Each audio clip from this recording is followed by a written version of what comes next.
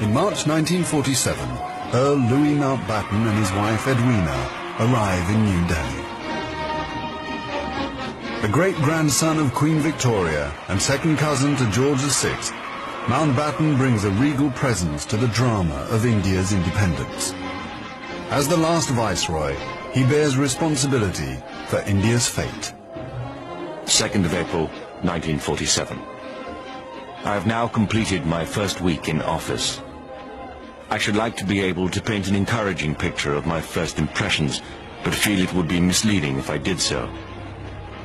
The scene here is one of unrelieved gloom. At this early stage, I can see little common ground on which to build any agreed solution for the future of India.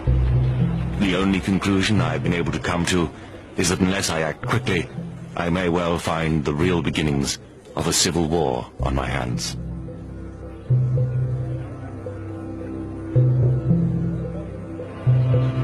By May, attempts to create a unified India have failed. Gandhi retreats from political life. Muhammad Ali Jinnah, leader of the Muslim League, and Jawaharlal Nehru of the Indian National Congress concede to divide India. Fearing a total loss of control, Mountbatten brings forward the transfer of power to August. Two nations will be created by partition, a secular India and a new homeland for India's Muslims, Pakistan. Nehru addresses the people of India. Long years ago, we made a tryst with destiny, and now the time comes when we shall redeem our pledge. At the stroke of the midnight hour, when the world sleeps, India will awake to life and freedom.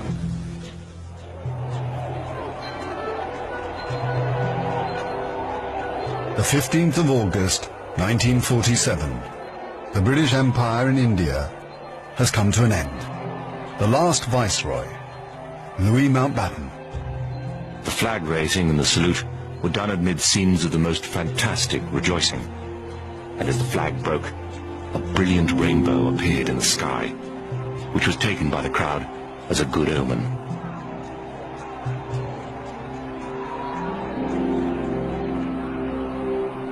Qasim Muhammad.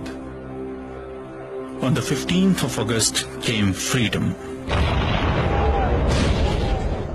The freedom to burn, loot and murder. While Delhi and Karachi were celebrating, central Punjab was burning.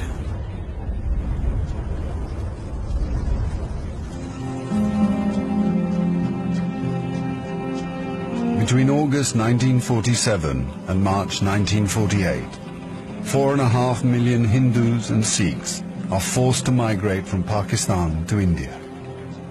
6 million Muslims must move in the opposite direction.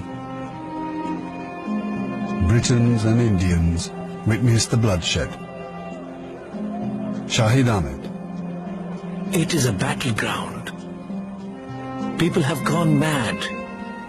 Trains to Pakistan are being looted and occupants slaughtered. We all knew that carnage was in the offing. So did Mountbatten. The British Empire, which tried to build India over centuries, can never live down this great tragedy.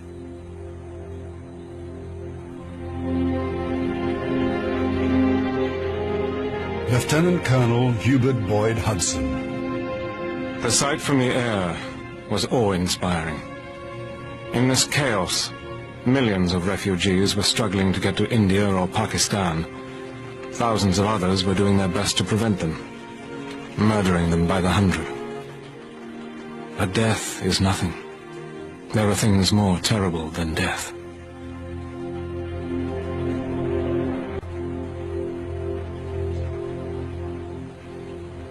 Ten million people are displaced in the partition of India. 1 million are dead.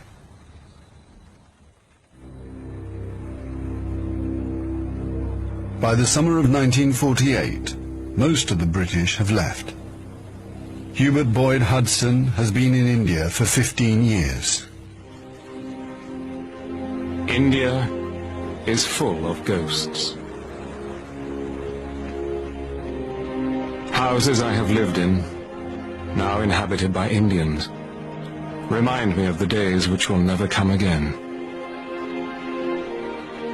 When the Viceroy drove past with a cavalry escort in red coats, I have seen the greatness of the British in India, but now it is all ended, and we are the last to leave, the few who are trying to tidy up the mess which the sudden splitting of an old empire has caused. Britain has lost its greatest imperial possession.